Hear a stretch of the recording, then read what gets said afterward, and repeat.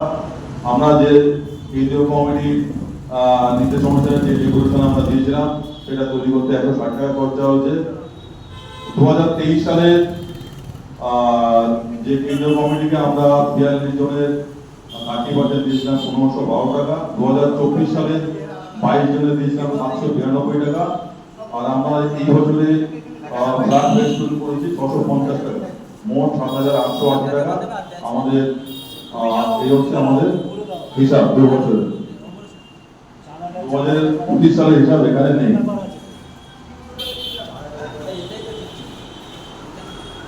আমাদের দুটো প্রস্তাব এখানে আমি রাখছি, একটা সাংগঠনিক প্রস্তাব, একটা অর্থনৈতিক প্রস্তাব।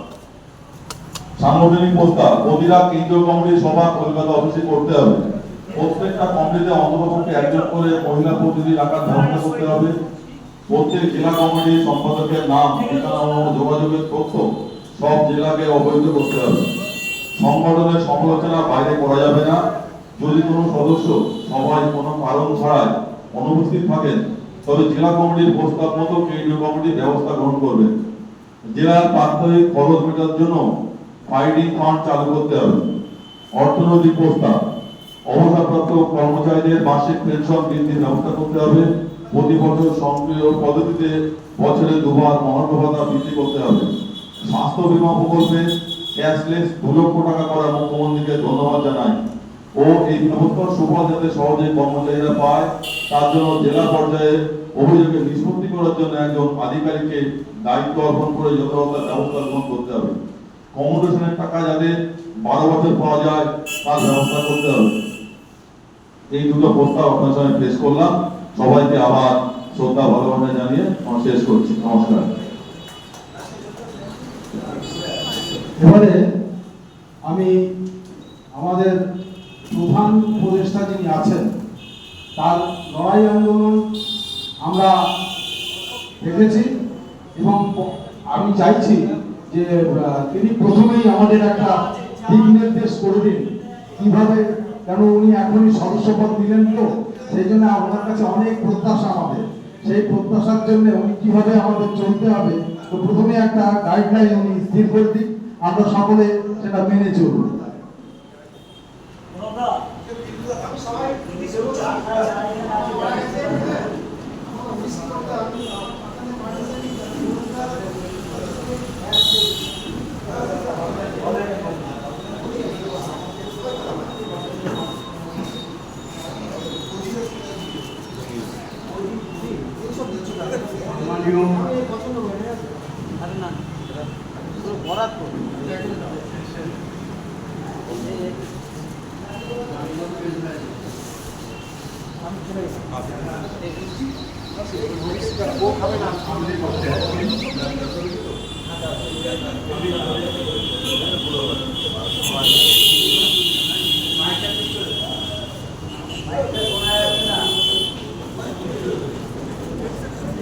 শোনা যাচ্ছে? এত বড় হল নয় যে আমার গলা মাইক ছাড়া শোনা যাবে। সারা রাইডার্সে আমার গলা বম করতো, আমি যখন বিরোধ করতাম, অতএব এটা কোনো ব্যাপার নেই। আপনাদের সবাইকে আমি শুভেচ্ছা জানাচ্ছি।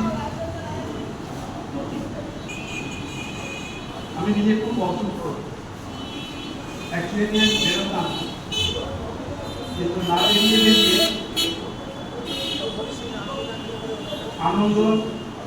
আনন্দমাতা রাত কয়েকবার করেছি। আজকে সকালেই আমার কাছে যেতে যখন হবে, আমরা তো কেউ ঠিক করি না, উপরওয়ালা ঠিক করে দেয়। আপনাদের মাঝখানে বলছি, দেখুন এই প্রচেষ্টা আমি কিছুদিন আগে নিয়েছিলাম। বেশ কিছু পেনশনারদের সব সেটা থেকে আমি দেখে একটা স্ট্রাকচার তৈরি করেছি, একটা কমিটি করবে। এর মধ্যে আমার জলপাইগুড়ি জেলার যে ফেডারেশন নেতা প্রলয় ভট্টাচার্য, সুদীপ মাহাতো। তারপরে আমার দার্জিলিং জেলার যে নেতৃত্ব দিত বাসুদেব মিত্র,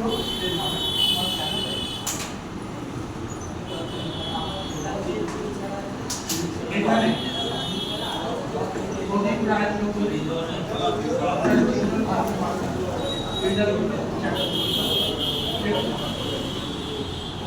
এবং আমার যারা রাইট হ্যান্ড যারা পেনশনার, সেই প্রদীপ আর মলয় খুব স্বাভাবিকভাবে সবচেয়ে বড় রাস্তাটা জেলা, এটা পিলার আমার পুরুলিয়া জেলা দীপঙ্কর ওঝা,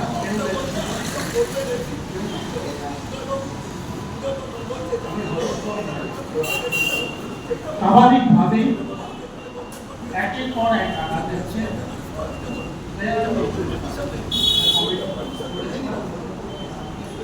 তারপরে আমি দেখলাম সংগঠনের সংগঠন আমরা যখন ফেডারেশন করতাম তখন অনেকগুলো দোকান ছিল, আপনারা প্রত্যেকেই জানেন। সেই দোকানগুলোকে এক করার মূলে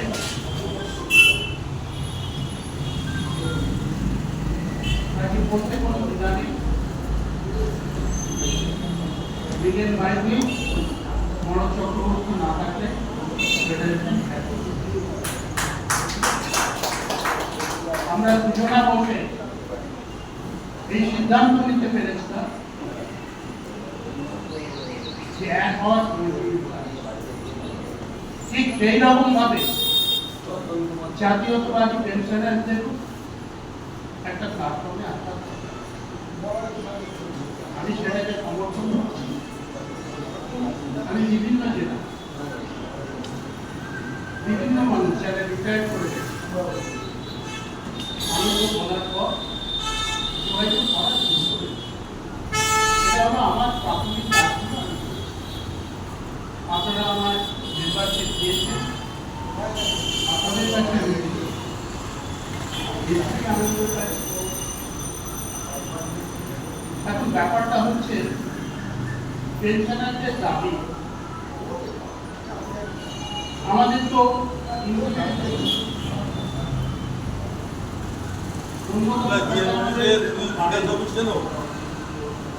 আমাদের পেনশন বাড়ে যদি সরকার দুর্ভাগ্য আমাদের পশ্চিমবাংলার বিয়ের প্রতিশ্রুতির পরেও প্রতিশ্রুতির কোনো কার্যক্রম ছাড়া সরকারের কাছ থেকে আমরা কিছু পাই।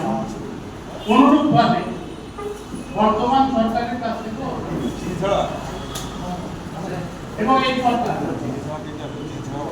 আরো প্রবলভাবে কর্মচারী বিরোধী ভূমিকায় অবতীর্ণ। আমার মনে ধরুন এই কমিশনের চেয়ারম্যান বহুবার কথা, এই কথার মধ্যে দিয়ে পেনশনারদের প্রথমেও আমি তুলেছিলাম এবং তাদেরকে একটা ইনক্রিমেন্টাল যদি তাদের ধরুন 2 বছর পর পর 2.5 বছর পর পর করা যায়, ওদের প্রস্তাব ভালো, কিন্তু রূপায়িত করার ক্ষমতা আমাদের এই ওদের চ্যাপ্টারটাই তুলে দিয়েছে রেকমেন্ডেশন। আর সবচেয়ে দুর্ভাগ্যের কথা কি জানেন, বেতন কমিশনের রিপোর্ট কর্মচারীদের লাভে পৌঁছে, এটা কোনোদিন হয়নি। পঞ্চম বেতন কমিশনের রিপোর্ট পৌঁছে, এটা বাস্তব, এটাকে মানতে হবে। সত্যি কথাকে আমি যতই সাপ্রেস করতে চাই আমাদের সেই জন্যই সরকারি কে আছে এটা বড় কথা না, সরকার ভাবছে এটা আমরা জাতীয়তাবাদী সাম্প্রদায়িকতার আমরা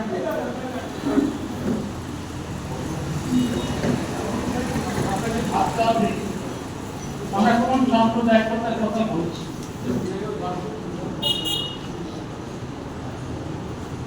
কোনো একটা মিটিংয়ে প্রণব মুখার্জি ছিলেন, সেখানে আমি বলার সময় এই মৌলবাদ নিয়ে কথাবার্তা হচ্ছে। এই মৌলবাদ একতরফা ভাবে হয়। সন্ধ্যা গুরুর মৌলবাদ আছে,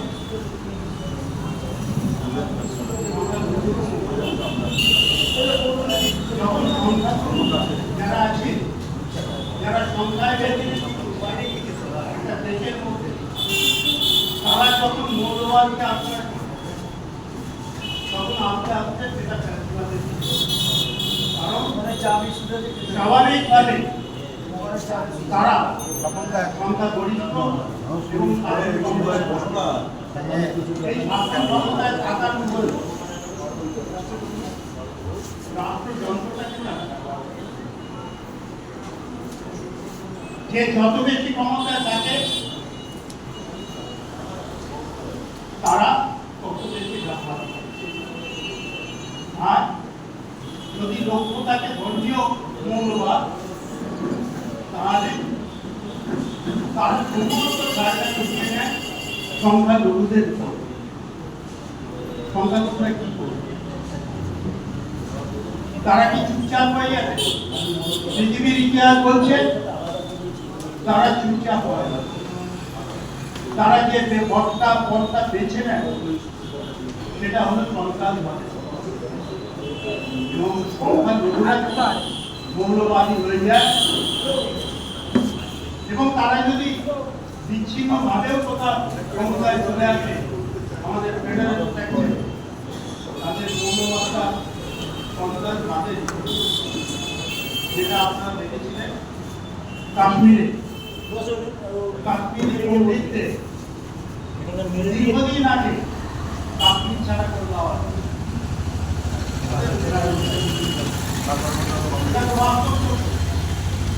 তো সেই জায়গাটায় দাঁড়িয়ে মৌলবাদের বিরুদ্ধে আমরা নিশ্চয়ই, সেটা যদি আরএসএসের মৌলবাদ হয় তার বিরুদ্ধে, সেটা যদি জামাতের মৌলবাদ হয় তার বিরুদ্ধে, একতরফা মৌলবাদের বিরোধিতা করা যায়। আর প্রয়োজনে মৌলবাদীদের ব্যবহার করে রাজনৈতিক নেতারা। অতএব এটা বাস্তব যে আমরা মৌলবাদের পদধ্বনিকে পশ্চিমবাংলায়,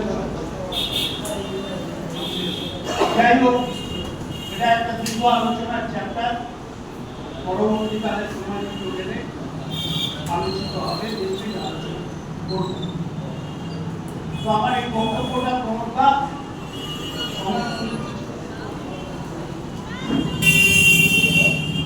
আর আমি যে কথাটা বলতে চাই,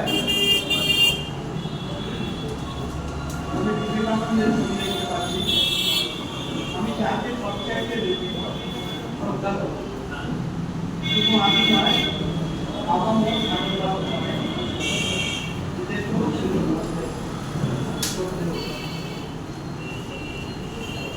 একটা ছোট্ট পড়ছি,